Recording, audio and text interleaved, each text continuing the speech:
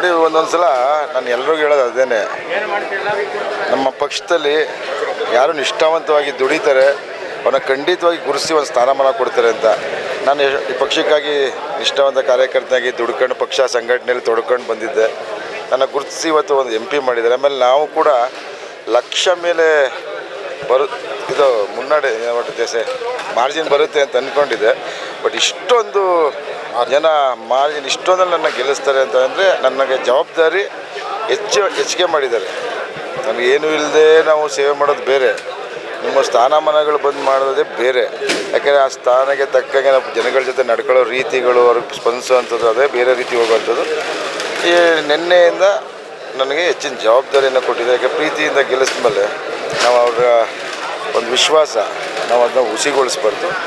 ಅವ್ರು ಏನು ನಂಗೆ ಪ್ರೀತಿ ಕೊಡಿಸಿದ್ದಾರೆ ಅದನ್ನು ನಾನು ಆದಷ್ಟು ಅವ್ರಿಗೆ ಯಾವತ್ತೂ ಕೂಡ ಬೇಜಾರು ಮಾಡಿದ್ದೇನೆ. ಅವ್ರ ಜೊತೆ ಬೆರೆತು ಆದಷ್ಟು ಆ ಋಣ ಇದೆಯಲ್ಲ, ನಾವು ಒಂದು ಕೆಲಸ ಮಾಡಿ ಋಣ ತೀರ್ಸೋಕ್ಕಾಗಲ್ಲ, ಆದಷ್ಟು ಭಾರನ ಕಮ್ಮಿ ಮಾಡ್ಕೊಳ್ಳೋಕೆ ಪ್ರಯತ್ನ ಪಡೋದು. 33 ವರ್ಷಗಳಿಂದ ನಿಮ್ಮ ತಂದೆ ಅಲ್ಲಿ ಸೋತಿದ್ರು, ಈಗ ನೀವು ಗೆಲುವು ಸಾಧಿಸೋ ಮೂಲಕ ಅದ್ರ ಸಂದೇಶ ಸಂದೇಶ ಅಂತಾರೆ ನೋಡಿ. ಆ ಸಂದರ್ಭದಲ್ಲಿ 91ರ ಸಂದರ್ಭದಲ್ಲಿ ಎಲ್ಲ ಕಡೆ ವ್ಯಾಪಕವಾಗಿ ಜನತಾ ಪರಿವಾರದ ಅಲೆ ಇದ್ದಂಥದ್ದು. ಆದರೆ ನಮ್ಮ ಮಾನ್ಯ ದಿವಂಗತ ರಾಜೀವ್ ಗಾಂಧಿ ಅವರ ಹತ್ಯೆ ನಡೆದು ಹೋಗುತ್ತೆ. ಆಗ ಸ್ವಾಭಾವಿಕವಾಗಿ ಜನಗಳು ಬಟ್ ಒಂದು ಚುನಾವಣೆ ಆದಮೇಲೆ ಒಬ್ರು ಗೆದ್ದ ಮೇಲೆ ಒಬ್ರು ಸೋಲ್ಲೇಬೇಕು, ಅದಕ್ಕೆ ನಾವು ಸೀಟ್ ಸೇರಿಸ್ಕೊಂಡ್ವಿ, ಮುಯಿ ತೀರಿಸ್ಕೊಂಡ್ವಿ ಅಂತ ನೀವುಗಳು ಬರೆಯುವಂಥದ್ದು. ನಮ್ಗೆ ಅದೇನಿಲ್ಲ, ನನಗೆ ಅವಕಾಶ ಮಾಡಿಕೊಟ್ಟಿದ್ರು, ಜನಗಳ ಹತ್ರ ಹೋದೆ, ಜನ ಪ್ರೀತಿ ಮಾಡಿದ್ರು, ಲಕ್ಷ ಮತದಿಂದ ಗೆಲ್ಲಿಸಿದ್ರು.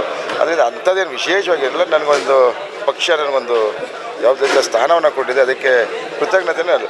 ಪ್ರಚಾರದ ಸಂದರ್ಭದಲ್ಲಿ go back to Sunil Bose ಅನ್ನೋ ಒಂದು ಅಭಿಯಾನವನ್ನು ಶುರು ಮಾಡಿದ್ರು.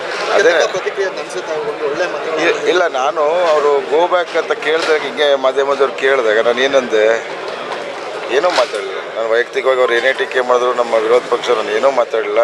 ಜನ ತೀರ್ಪು ಕೊಟ್ಟಿದ್ದಾರೆ, ಯಾರು ಗೋ ಬ್ಯಾಕ್ ಅಂತ ಅವ್ರ ಭಾವನೆ ಅನಿಸಿದೆ, ತೀರ್ಪು ಕೊಟ್ಟಾಯಿತು. ನನಗೆ ಕಮ್ಮಿ ನಂದವ್ರೆ, ಗೋ ಬ್ಯಾಕ್ ಯಾರಿಗೆ ಹೇಳ್ಬೇಕು ಅದು ಹೇಳಾಯಿತು. ಸರ್, ಈಗ ಅಭ್ಯರ್ಥಿ ಆಗಲಿಕ್ಕೂ ಮುಂಚೆ ಎಷ್ಟು ಚುನಾವಣೆಗಳನ್ನ ನೀವು ಎದುರಿಸಿದ್ರಿ ಸರ್? ಯಾಕೆಂದರೆ ಬಹುತೇಕರಿಗೆ ಒಂದು ಡೌಟ್ ಇದೆ, ಒಂದು ಗ್ರಾಮ ಪಂಚಾಯತಿ ಚುನಾವಣೆಯನ್ನು ಸುನಿಲ್ ಬೋಸ್ ಅವರು ಎದುರಿಸಿಲ್ಲ ಅಂತ. ಬಟ್ ನೀವು ಒಂದು ಸ್ಪರ್ಧಿಗಿಂತ ಹೆಚ್ಚಾಗಿ ಎಷ್ಟೋ ಚುನಾವಣೆಗಳನ್ನ ನಿಭಾಯಿಸಿದ್ರಿ. ನಾನು ನಮ್ಮ ತಂದೆಯವ್ರ ಚುನಾವಣೆಯನ್ನು ಮಾಡಿದ್ದೀನಿ, ದಿವಂಗತ ಧ್ರುವನಾರಾಯಣ ಸಾಹೇಬರು ಚುನಾವಣೆ ಮಾಡಿದ್ದೀನಿ, MLC ಮಾಡಿದ್ದೀನಿ, ಗ್ರಾಮ ಪಂಚಾಯತಿ ಜಿಲ್ಲಾ ಪಂಚಾಯತಿ ತಾಲೂಕು ಪಂಚಾಯತಿ ಮಾಡಿದ್ದೀನಿ, ನಮ್ಮ ಮುನ್ಸಿಪಲ್ ಅಂದರೆ ಸ್ಟ್ರಾಟಜಿ ನಂದೇ ಅಲ್ವಾ. ಏನಪ್ಪ ವಿಶೇಷ ಅಂದರೆ ನಾನು ಇವತ್ತು ನಾಮಿನೇಷನ್ ಹಾಕಿ ನಾನೇ ನಿಂತಿದ್ದೀನಿ ಅಷ್ಟೇ. ಸ್ಟ್ರಾಟಜಿ ಅದೇ ಸ್ಟ್ರಾಟಜಿ ಇರುತ್ತಲ್ವ, ತಾವು ವ್ಯತ್ಯಾಸ ಏನು ಕಾಣಲಿಲ್ಲ. ಬಟ್ ನನಗೆ ರಾಜಕೀಯ ತಂತ್ರಗಾರಿಕೆ ಪಟ್ಟು ಗೊತ್ತಿರೋದ್ರಿಂದ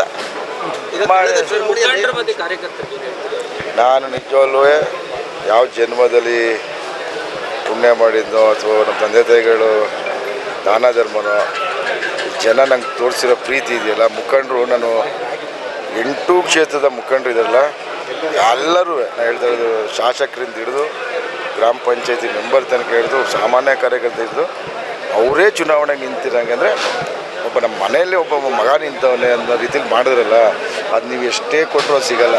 ಅವ್ರ ಪ್ರೀತಿ ಸದಾಕಾಲ ಅವ್ರನ್ನ ಕಾಪಾಡ್ಕೊ ಹೋಗೋ ಪ್ರಯತ್ನ ಮಾಡ್ತೀನಿ. ನನ್ನ ಎಲ್ಲ ಮುಖಂಡರಿಗೂ ತಮ್ಮಗಳ ಮೂಲಕ ನನ್ನ ಕೈ ಮುಗಿದು ಅವರಿಗೆ ಧನ್ಯವಾದ ಹೇಳಕ್ಕೆ. ಈಗ ಕಳೆದ ಚುನಾವಣೆಯಲ್ಲಿ ಧ್ರುವನಾರಾಯಣ ಸಾಹೇಬರು ಕೇವಲ 2,000 ಜನ ಮತಗಳ ಹತ್ತಿರ ಸೋತಿದ್ರು, 1,80,000 ಮತ ಗೆದ್ದಿದ್ದೀವಿ. ಈಗ ಚಾಮರಾಜನಗರ ಜಿಲ್ಲೆ ಕ್ಷೇತ್ರಕ್ಕೆ ಸಂಬಂಧಪಟ್ಟಂತೆ ಮೊದಲ ಆದ್ಯತೆ ಯಾವುದು ಕೊಡಬೇಕು? ನಾನು ಮೊದಲನೇ ಆದ್ಯತೆಗೆ ನಾನು ಅಲ್ಲಿರುವಂಥ ವಿದ್ಯಾವಂತರಿಗೆ ಉದ್ಯೋಗ ಕೊಡಿಸ್ಬೇಕು. ನಾನೀಗ ಗೆದ್ದಾಯ್ತಲ್ವ, ಇನ್ನು ನಿಮಗೆ ಹೇಳ್ತೀನಿ, ಒಂದು 3 ತಿಂಗಳಲ್ಲಿ ಒಂದು ಉದ್ಯೋಗ ಮಾಡ್ತೀನಿ, ತಾಲೂಕಲ್ಲಿ ಮಾಡ್ತೀನಿ, ಅದೊಂದು ಮಾಡ್ತೀನಿ. ಮತ್ತು ಗಾರ್ಮೆಂಟ್ಸ್ ತರೋಕ್ಕೆ ನಾನು ಈ 1 ತಿಂಗಳಲ್ಲಿ ಏನೇನು ಮಾಡ್ಬೋದು ಅಂತ ಸುಮ್ಮನೆ ಚರ್ಚೆ ಮಾಡಿದ್ದೀನಿ ದೊಡ್ಡವ್ರಗಳ ಜೊತೆ, ಏನೇನು ತರ್ಬೋದು, ಅನುಕೂಲ ಹೆಂಗೆ ಮಾಡ್ಬೋದು ಅಂತ. ಉದ್ಯೋಗ, ಯಾಕಂದರೆ ಅವರು ಗಡಿ ಭಾಗ ಅಲ್ಲ, ತಮಿಳ್ನಾಡಿಗೆ ಕೆಲಸ ಕೊಂಡೋಗ್ತಾರೆ, ಈ ಕಡೆ ಕೇರಳಗೆ ಅವ್ರದ್ದೇನು ಕಾಫಿನೋ ಏನಿರುತ್ತೆ ಇದು ಕೊಂಡೋಗಿದೆ, ಅದು ಹೋಗ್ಬಾರ್ದು. ಎಲ್ಲೇ ಇದ್ದು ಅವ್ರ ಮನೆಯವ್ರ ಜೊತೆ ಇದ್ದು ಇಲ್ಲೇ ಕೆಲಸ ಅವ್ರ ಜೀವನಕ್ಕೊಂದು ಮಾಡೋಂಥ ನನ್ನ ಮೊದಲನೇ ಆದ್ಯತೆ. ಶಿಕ್ಷಣಕ್ಕೆ ಕೊಟ್ಟು, ಆಮೇಲೆ ಆರೋಗ್ಯ ಇದೆ, ನಮ್ಮ ಏನಂತಾರೆ ಅದಕ್ಕೆ ಆಡಿ ಜನಗಳಿಗೆ ಆರೋಗ್ಯ ಅವರು ಎಲ್ಲೂ ತೋರಿಸ್ಕೊಳ್ಳಲ್ಲ, ಅವ್ರು ಹೋಗೋದು ಇಲ್ಲ. ನಾವೇ ಒಂದು ಮೊಬೈಲ್ ಆ್ಯಂಬುಲೆನ್ಸ್ ಮಾಡಿ ಅವ್ರಿಗೆ ವಾರಕ್ಕೆ 2 ಸಲ ಹೋಗಿ ಹಲವಾರು ಯೋಜನೆಗಳಿದೆ.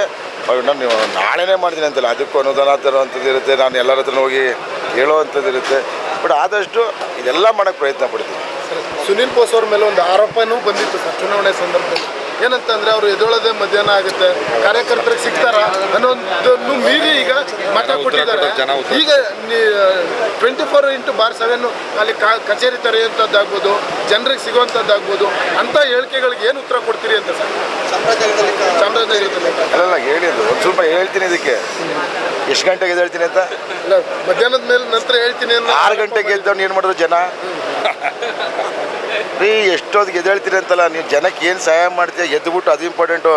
ಎದ್ದುಬಿಟ್ಟು ಟೀ ಕುಡ್ಕೊಂಡು 4 ಇದಕ್ಕೆ ಸುತ್ತಬಿಟ್ಟು ಮಲಿಕೊಬಿಟ್ರೆ.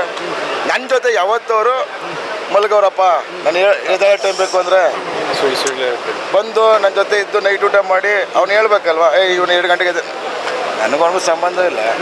ನಾನು ಅದನ್ನೇ ಹೇಳಿಲ್ವಾ, ನನ್ನ ವೈಯಕ್ತಿಕವಾಗಿ ಏನೇ ಟೀಕೆ ಮಾಡಿದ್ರು ಜನಗಳು ಉತ್ತರ ಕೊಟ್ಟಿದ್ದಾರೆ. ಜನಗಳಿಗೆ ನಾನು ಧನ್ಯವಾದ ಹೇಳ್ತೀನಿ.